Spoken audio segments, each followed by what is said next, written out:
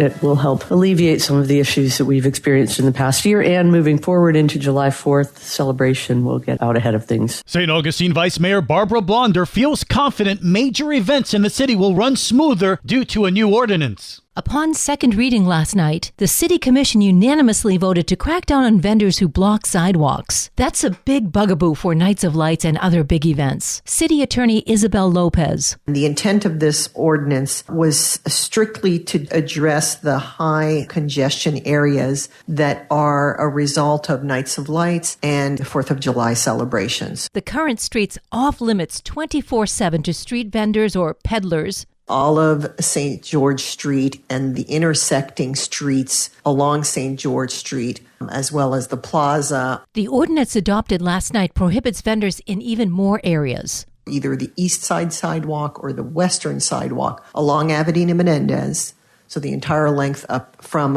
Orange to King Street, and along the northern side of Cathedral Place. She added, "You are constrained by law to look at the least burdensome alternative, so it has to be narrowly tailored and it has to serve a substantial public interest in health, public safety, and order." And so that's why we are very judiciously scalpel-like, including only certain areas for those prohibition on mobile vending. Commissioner Jim Springfield. I would like to ask if we could do a study during 4th of July and Night of Lights on the other streets and take some data and take some pictures and see if it would fit in doing that for the following year. Sure, I think that would be helpful to generate that data. For St. Augustine's Local Morning News, I'm Liz Ryan. This local news is a service of your hometown Toyota dealer, Beaver Toyota, US 1 St. Augustine, here to wow you.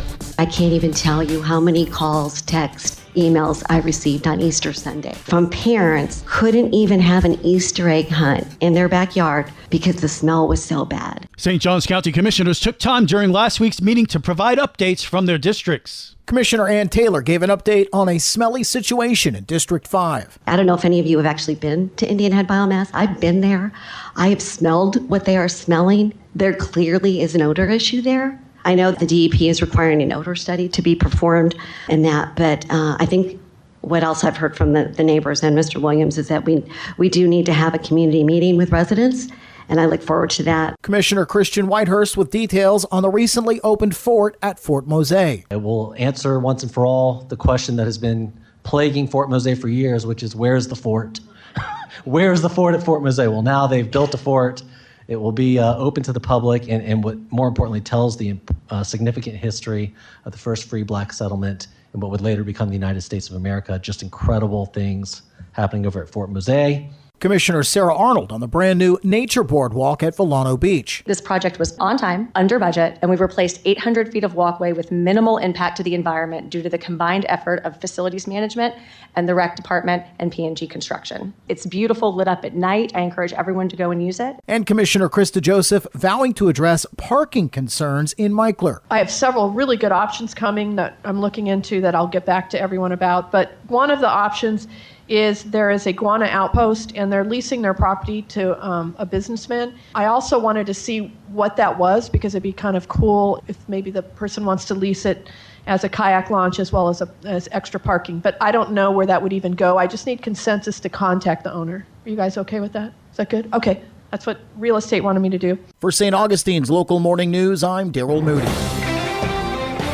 A major road construction project is complete in St. Johns County. St. Johns County has completed major intersection improvements at State Road A1A and Meikler Road in Ponte Vedra Beach, addressing long-standing traffic concerns and preparing the corridor for future growth.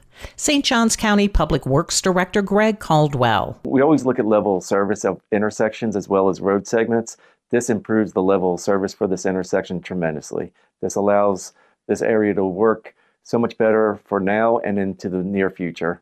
And these improvements will last quite some time. The project included the addition of 2 eastbound left turn lanes and 1 westbound left turn lane on Meikler Road, as well as the construction of a second northbound through lane on State Road A1A.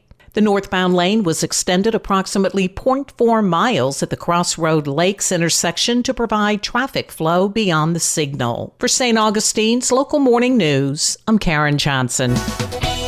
And Now you're up to date with St. Augustine's local morning news. I'm Rich Carroll.